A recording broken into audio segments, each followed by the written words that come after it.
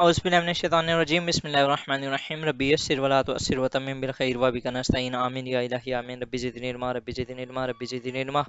नाज़रीन, आज हमारा अगेन करंट अफेयर का टॉपिक है पाकिस्तान इकोनॉमिक रिवाइवल प्लान। हम इसको देखेंगे।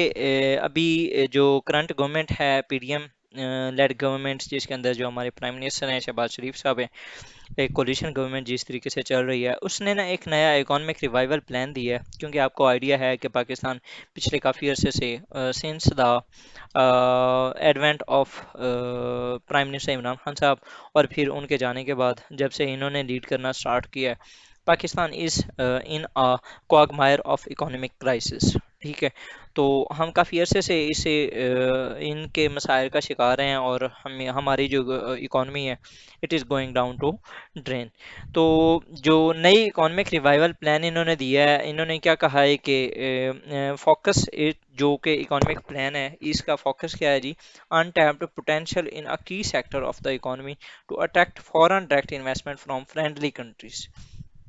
ठीक है, हमारा जो ओवरऑल फोकस होगा वो ये होगा कि हमने फ्रेंडली कंट्री से फॉरेन डायरेक्ट इन्वेस्टमेंट जो है वो लेके आनी है। इसके लिए इन्होंने क्या कहा है जी, इन्होंने एक स्पेशल इन्वेस्टमेंट फैसिलिटेशन काउंसिल बनाई है। ठीक है, जो कि ये काम करेगी, and any initiative to address the dire economic situation is to be welcomed. अगर आप पाकिस्तान की करंट जो सिचुएशन है उसको देखें, तो पाकिस्तान के अंदर अगर किसी भी फॉरेन कंपनी ने यहाँ पर आना है और यहाँ पर आके उसने इन्वेस्ट करना है, तो पाकिस्तान की कंपनी को ऑलमोस्ट उस फॉरेन कंपनी को पाकिस्तान से तकरीबन को 40 से 50 के करीब एनओसीज लेने पड़ते हैं, फिर यहाँ पर इजाज़त मिलती है। और यहाँ पर फिर आप फर्दर देख लें तो मुल्क के अंदर energy crisis, political crisis, economic crisis, ठीक है, ये सारी जो चीज़ें हैं ये एक अलग चीज़ें हैं। ठीक है, मतलब कि सिर्फ यहाँ पर बिजनेस स्टार्ट करने के लिए you have to take almost 40 plus NOCs. और ये सिर्फ मैं नहीं कह रहा, ये फॉर्मर जो चेयरमैन थे सी पैक अथॉरिटी के, उनके मुताबिक खालिद मंसूर साहब शायद उनका नाम था, उन्होंने ये कहा था कि जो भी कोई कंपनी पाकिस्तान के अंदर इवन के अंडर सी पैक अगर वो आके काम करती है, तो it needs almost 40 plus NOCs के, जिसकी वजह से वो जो काम है वो हमारा डिले हो जाता है, और कोई भी इस तरह का इन्वेस्टर यहाँ पर आके इन्वेस्ट करना ही नहीं चाहता। अच्छा, क्या अब ये जो प्लान है, क्या ये हमारी इकोनॉमी को रिवाइव कर देगा? क्या इससे हमारी जो इकोनॉमी है वो रिवाइव हो जाएगी? इसमें जो ज़्यादातर पॉलिटिकल और इकोनॉमिक एक्सपर्ट्स हैं वो ये कह रहे हैं कि ये जो प्लान है इनका, it is only be construed as a flight from reality, मतलब कि हकीकत से बहुत दूर का ये प्लान है। ठीक है, जिसको मटेरियलाइज ही नहीं किया जा सकता। Patch work measures taken in isolation of overall economic environment would not work, कि जिस तरीके से एक चीज़ को सिर्फ पकड़ लेना और बाकी सारी चीज़ें छोड़ देना, ये कभी भी काम नहीं करेगा। अब पाकिस्तान के अंदर या किसी भी जो कंट्री होती है, कोई भी स्टेट होता है, उसके अंदर जो सोर्सेज ऑफ रेवेन्यू जनरेशन होते हैं ना, वो होते हैं एक्सपोर्ट्स, जो हम सामान बाहर भेजते हैं, टैक्सेस, जो हम टैक्सेस अपनी आवाम के ऊपर लगाते हैं, फॉरेन डायरेक्ट इन्वेस्टमेंट, जो बाहर से यहाँ पर आके इन्वेस्टर इन्वेस्ट करता है, रेमिटेंसेस, जो हमारे ओवरसीज बाहर गए होते हैं वो काम करके जब वो पैसे वापस भेजते हैं तो वो हमारे रेमिटेंसेस होते हैं। स्टेट ओन इंटरप्राइजेस, जो कि पाकिस्तान के अंदर या किसी भी जो कोई कंट्री होता है तो उसके जो इंस्टीट्यूशंस होते हैं या जो उनकी इंडस्ट्रीज होती हैं जो कि काम कर रही होती हैं, ठीक है, जो कि रेवेन्यू जनरेट कर रही होती हैं। अब ये 5 चीज़ें हैं स्टेट के पास जो कि रेवेन्यू जनरेशन के लिए। लेकिन अगर आप पाकिस्तान के अंदर देखें तो हमारी एक्सपोर्ट्स हमेशा कम होती हैं हमारी इंपोर्ट्स से। तो अगर फॉर एग्जांपल हमारी एक्सपोर्ट्स हैं 20 बिलियन डॉलर थे, हमारी इंपोर्ट्स होंगी 40। अगर हमारी एक्सपोर्ट्स हैं 30 तो हमारी इंपोर्ट्स होंगी 80, 60 या 70। तो हमारी जो ये एक ट्रेड डेफिसिट है, ये भी हमें ले दे के बैठ जाता है, तो हमारे पास कोई रेवेन्यू जनरेट नहीं हो रहा when we comes in terms of exports. Similarly taxes, तो हम रिच को लगाते नहीं हैं, हम गरीब की जो है उसकी जान निकाल रहे हैं। ठीक है, गरीब गरीब से गरीबतर होता जा रहा है, अमीर अमीर से अमीरतर होता जा रहा है। इसके ऊपर तो मल्टीपल जो हैं पॉलिटिकल एनालिस्ट, उन्होंने अपनी किताबों के अंदर भी लिखा, और पाकिस्तान ये मल्टीपल रिपोर्ट्स भी जनरेट हुई हैं जिसके अंदर वो ये कहते हैं कि पाकिस्तान की जो वेल्दी एलीट है वो कभी भी नहीं चाहेगी कि उनको टैक्स लगाया जाए।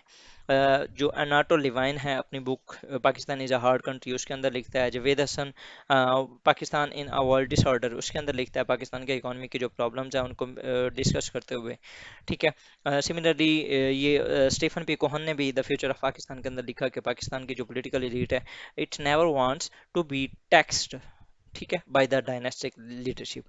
اس کے بعد یہ فارن ڈائریکٹ انویسٹمنٹ کی بات آتی ہے تو پاکستان کے اندر اس بار تقریباً یہ 2023 کا شاید چھٹا مارچ جو چل رہا ہے، یہ ابھی تک ملینز میں، بلین نہیں، میں ملینز کی بات کر رہا ہوں، ملینز میں انویسٹمنٹ آئی ہے، ٹھیک ہے۔ تو آپ یہاں سے اندازہ لگا سکتے ہیں کہ ملک کے اندر کتنی انویسٹمنٹ آ رہی ہے۔ ریمیٹنسز ہمارے with the passage of time پہلے جو عمران خان صاحب کا اس کے دور میں کچھ بہتر ہوئے تھے، اس کے بعد سے آن ورڈ ان کے اندر بھی ڈکلائن نظر آ رہا ہے۔ اور اسٹیٹ اونڈ انٹرپرائزز، یہ ایک ورلڈ بینک کی رپورٹ تھی، اس کے اندر اس نے کہا تھا کہ ہڈن ڈیٹ کے نام سے یہ ایک رپورٹ تھی، اس کے اندر انہوں نے کہا تھا کہ جو پاکستان کے اسٹیٹ اونڈ انٹرپرائزز ہیں they are costing Pakistan economy 56% of its G D P, ٹھیک ہے۔ اور یہ ہر سال جو ہے نا ان کے اندر جو خسارہ ہے وہ بڑھتا جا رہا ہے۔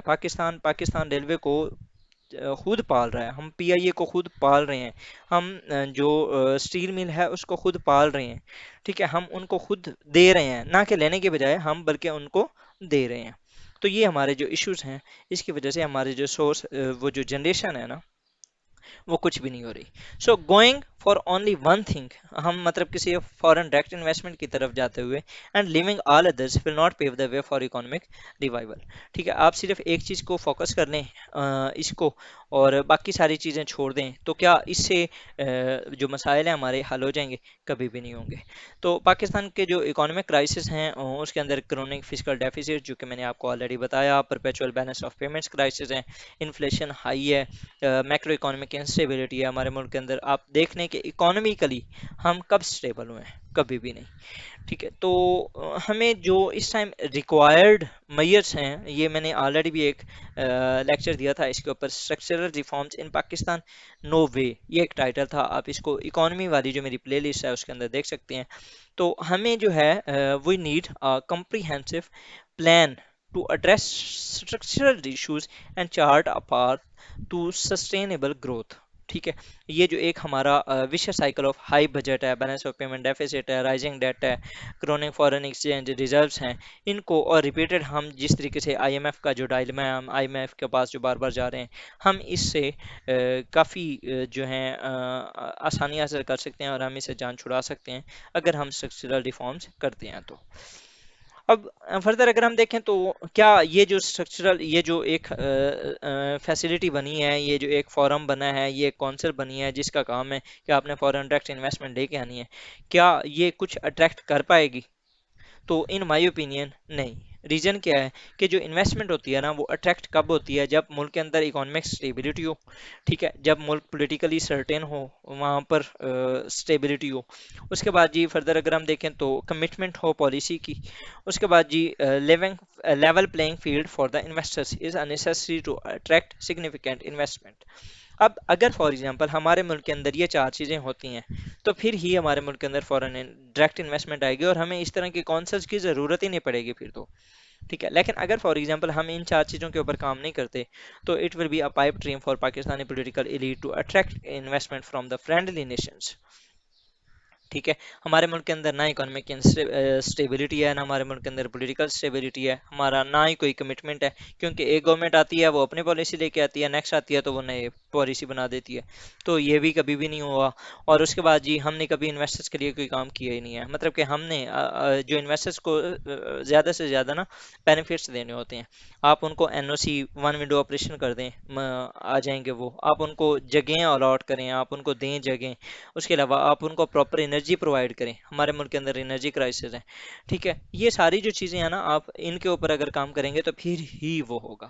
Hence the new economic revival plan is not going to work, the thing will not be going to change in the near future, ٹھیک ہے۔ اب پاکستان جو ہے نا یہ لرن کر سکتا ہے، یہ سیکھ سکتا ہے from the developed nations.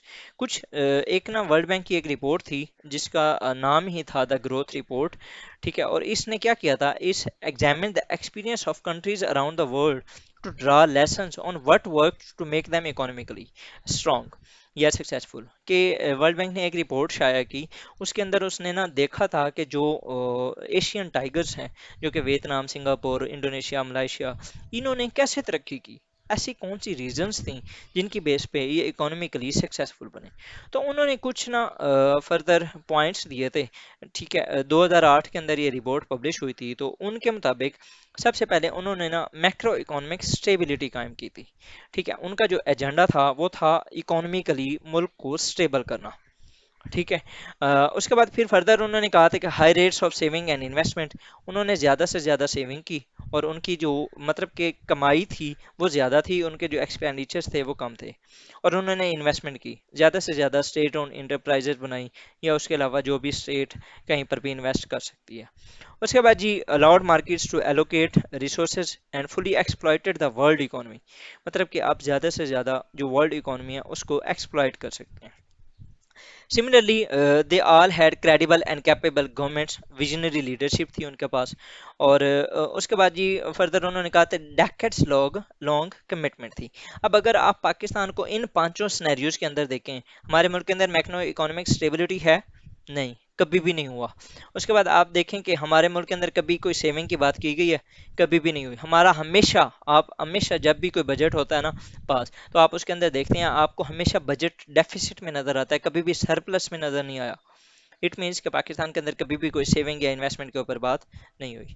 Similarly अगर हम फर्दर देखें तो allows market to allocate resources and fully exploited, मैंने अभी आपको बताया 40 प्लस एनओसी हमें चाहिए होते हैं जब हमने किसी भी कंपनी को यहाँ पर अलाउ करना है। ठीक है, उसके बाद फर्दर अगर हम देखें तो विजनरी लीडरशिप पाकिस्तान के अंदर कहाँ आई है, इस तरह की कोई विजनरी लीडरशिप। एक था भुट्टो, उसने नेशनलाइज कर दिया। उसके बाद अगले 10-12 साल हमारे बीबी और सॉरी उसके बाद फिर जिया आ गया, उसने वॉर करवा दी हमारी अफगानिस्तान के बाद। उसके बाद फिर हमारे आए जी बीबी और नवाज शरीफ साहब, वो आपस में एक दूसरे के साथ लड़ते रहे। 2001 से फिर आगे मुशर्रफ साहब आए तो उन दिनों में कुछ इकोनॉमिक स्टेबल हुई, क्योंकि हमें फिर एड आना स्टार्ट हो गई थी। लेकिन उस टेररिज्म ने हमें ड्रोन्स वगैरह वो सारा मसला फिर ख़राब कर दिया। 2013 के अंदर नवाज शरीफ आई तो सी पैक आया थोड़ा बहुत, लेकिन अगेन पॉलिटिकल इंस्टेबिलिटी थी मुल्क के अंदर, फॉरेन डायरेक्ट इन्वेस्टमेंट कुछ ज़्यादा ना आ सकी। अब 2018 से ऑनवर्ड इमरान खान साहब आए, उन्होंने कुछ स्टेप्स लिए तो उनको भी बाहर भेज दिया। अब दोबारा पीडीएम गवर्नमेंट आई हुई है। मतलब कि हमारे मुल्क के अंदर कभी भी ये विजनरी लीडरशिप का कंसेप्ट नहीं होता है इस तरीके से। कोई अगर विजनरी लीडरशिप होता तो आज तक उसे एट लीस्ट कोई एक आध तो टेन्योर कोई पूरा कर ही जाता। लेकिन आज तक कोई भी प्राइम मिनिस्टर इस तरह का नहीं था कि जो कि प्रॉपर, जिसने एक डायलॉग के साथ काम किया हो और मुल्क को लेके चला। सिमिलरली हमारी जो कमिटमेंट है वो बिल्कुल ही नहीं है।